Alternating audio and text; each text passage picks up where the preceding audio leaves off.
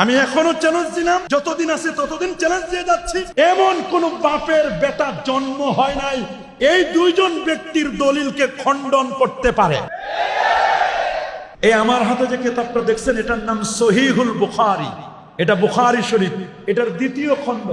এই কিতাবটি যিনি লিখেছেন আবু আব্দুল্লাহ মুহাম্মদ ইবনে ইসমাইল ইবনে ইব্রাহিম ইবনে মুগীরা আল বারদাসবা আল জুফি আল ইয়ামানি আল বুখারী রাহিমাহুল বারী 256 হিজরিতে তিনি ইন্তেকাল করেছেন। এই বুখারী শরীফ থেকে দুইটা হাদিসের দলিল দিব ঈদে মিলাদুন নবী। আমার নিজস্ব কোনো বক্তব্য নয়, কোনো পীরের কথা নয়, কোনো বুজুর্গের কথা নয়, দুইজন মুস্তাহিদ ইমামের বক্তব্য দিব এই কিতাব থেকে। যারা ঈদে মিলাদুন নবীর দলিল দিয়েছে, এমন কোন মায়ের সন্তান নাই, এমন কোন বাপের বেটা জন্ম হয় নাই এই দুইজন ব্যক্তির দলিলকে খণ্ডন করতে পারে। আমি এখনো চ্যালেঞ্জ দিলাম, যতদিন আছে ততদিন চ্যালেঞ্জ দিয়ে যাচ্ছি। দুইটা দলিল আমি দেই নাই, কোন মসজিদের ইমাম দেন নাই। এই দলিল দুইটা দিয়েছেন কোন মসজিদের ইমাম নয়, মুজতাহিদ ইমাম, যাদের লক্ষ হাদিস মুখস্থ ছিল। এমন পণ্ডিত বুখারী শরীফের ব্যাখ্যা লিখেছেন ফতুহুল বারী আলা শারহে সহিহুল বুখারী। এই কিতাবের ব্যাখ্যা লিখেছেন ইমাম ইবনু হাজার আসকালানী, 852 হিজরি আলেম, আজ থেকে 700 বছর আগের লেখা। আর এই কিতাবটি লেখা 1200 বছর আগের লেখা কিতাব। আল্লাহু আকবার বলেন। কত বছর? সবাই বলেন। 1200 বছর আগের লেখা কিতাব। কি দলিল দিলেন?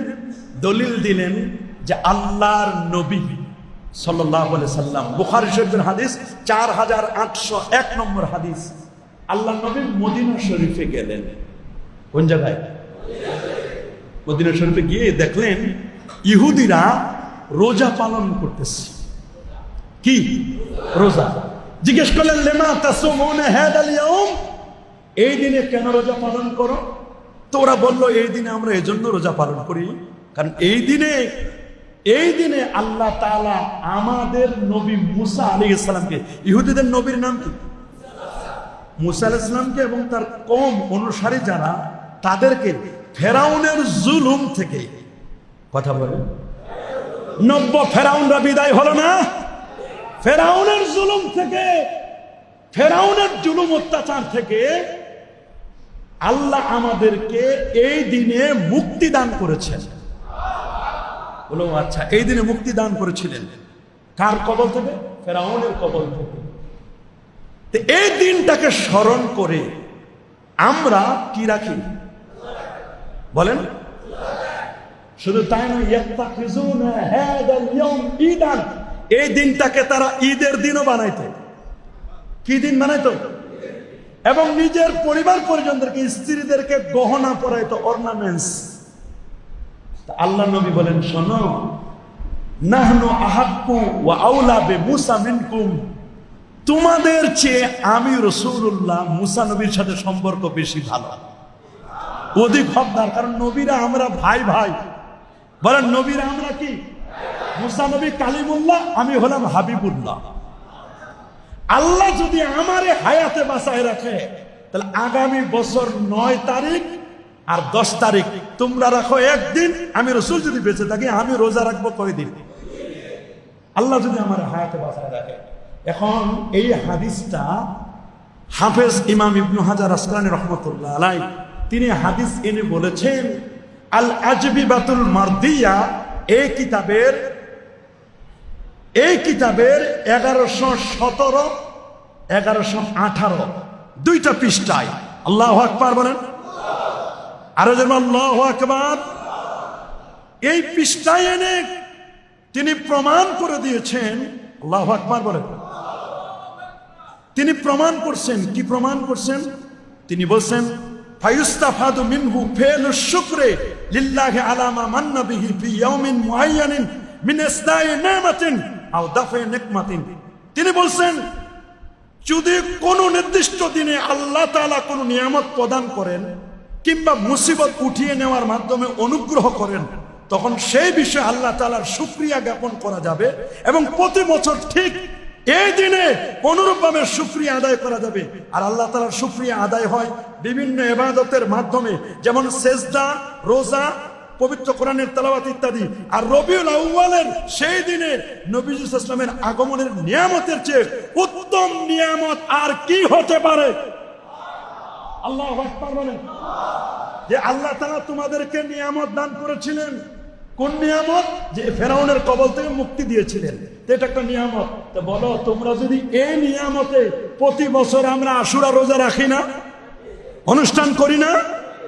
আল্লামা ইবনু হাজার আসকালানী বলেন, বলো তো নবীর চেয়ে বড় নিয়ামত আর কি হতে পারে? ফেরাউনের কবল থেকে একটু আল্লাহ তোমাদেরকে নিয়ামত দিয়েছেন, আযাব উঠাই নিয়েছেন, এটারে যদি তোমরা স্মরণ করতে পারো, তাহলে আমার নবীকে কোটি কোটি বার স্মরণ করা যায়। এটা উনি বুখারী থেকে হাদিস দলিল দিয়েছেন। আল্লাহু আকবার বলেন। আরে আল্লাহু আকবার। উনি আরেকটা হাদিস দলিল দিয়েছেন সহিহ বুখারী থেকে, 5101 নম্বর হাদিস, কিতাবুন নিকাহ। সুবহানাল্লাহ। উনি শুধু বুখারী থেকে দিয়েছেন। ক্বালা উরওয়াতু, হযরত উরওয়া বলেন, ওয়া সুয়াইবিয়াতু মাওলাতু লিআবি লাহাব, সুয়াইবিয়াতু মাওলাতু লিআবি লাহাব, আবু লাহাবের দাসী সুয়াইবিয়া, যিনি রাসূলুল্লাহকে দুধ পান করিয়েছিলেন। আল্লাহু আকবার বলেন।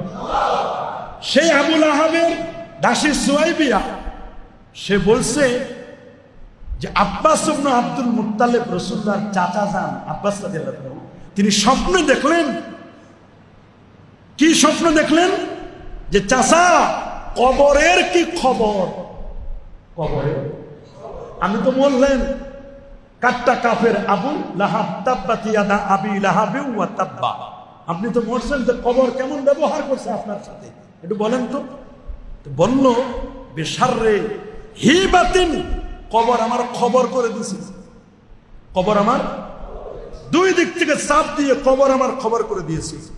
ক্বালা লাহু মাযা লাকিতা, তবে একটা খুশির সংবাদ, প্রত্যেক সপ্তাহের সোমবার আমার কবরের আযাব হালকা করা হয়। আরো জোরে বলেন। এক আঙ্গুলে দুধ পাই, আর এক আঙ্গুলে আমি মধু পাই। এটা আমি খাই, খেয়ে আমার দিলটা একটু ভালো লাগে, আমার কবরের আযাবটা হালকা হয়। আল্লাহু আকবার বলেন। এই হাদিসটাকে কেন্দ্র করে আল্লামা জালালউদ্দিন সুয়ুতি, ওনার লেখা কিতাব এখানে আছে, আল হাবিউলিল ফতওয়া। আমি মিশরের সেই বই মেলা থেকে এই বইটা কেনা হয়েছে। এটা লিখছেন আল্লামা সুয়ুতি, যিনি ৭৫ বার নবীরে জাগ্রত অবস্থায় দেখেছেন। লিখেছেন ইমাম সাখাবী, ৯০২ হিজরির আলেম, এত বড় পণ্ডিত, তিনি এই হাদিসটা দিয়ে প্রমাণ করছেন। আরেকটা বই আছে আমার কাছে, ইবনু নাসিরউদ্দিন দামেশকি, যে বইটার নাম হলো জামিউল আসার ফি মাউলিদিন নবীল মুখতার। এই বইটা আমি এবার দেখলাম মক্কা শরীফ, মদিনা শরীফের লাইব্রেরিতে খুঁজে পাইলাম ৮ খণ্ডে। এটাও মিশর থেকে কেনা। আল্লাহু আকবার বলেন। উনি প্রমাণ করে দেখাই দিলেন, অবাক করার মতো। উনি বলছেন, দেখো তোমরা, ইজা কানা হাজা কাফেরান জাযামুহু, যখন একজন কাফেরের ব্যাপারে আল্লাহ নিন্দা করলেন, ওয়া সাবাত ইয়াদাহু ফিল জাহিমে মুখাল্লাদা, যার হাত চিরদিন জাহান্নামে থাকবে, আতা আন্নাহু ফি ইয়াউমিল ইসনাইন দাইমান ইউখাফফাফু আনহু লিসসুরুরি বিআহমাদা, মুহাম্মদ সাল্লাল্লাহু আলাইহি ওয়াসাল্লামের জন্মে খুশি হয়ে কাট্টা কাফের আবু লাহাবের যদি কবরে আযাব হালকা হয়, তিনি বললেন, তাহলে একজন মুমিন যদি রাসূলুল্লাহর জন্মে খুশি হয়, তাহলে একজন কাফেরের চেয়ে মুমিন তো কবরে আর বেশি উপকার হবে। উনি বলছেন, এই দুইটা হাদিস আমি বুখারী থেকে ঈদে মিলাদুন নবীর প্রমাণ পেয়েছি। এটা বললেন একজন ইমাম ইবনে হাজার আসকালানী, আর একজন জালালউদ্দিন সুয়ুতি।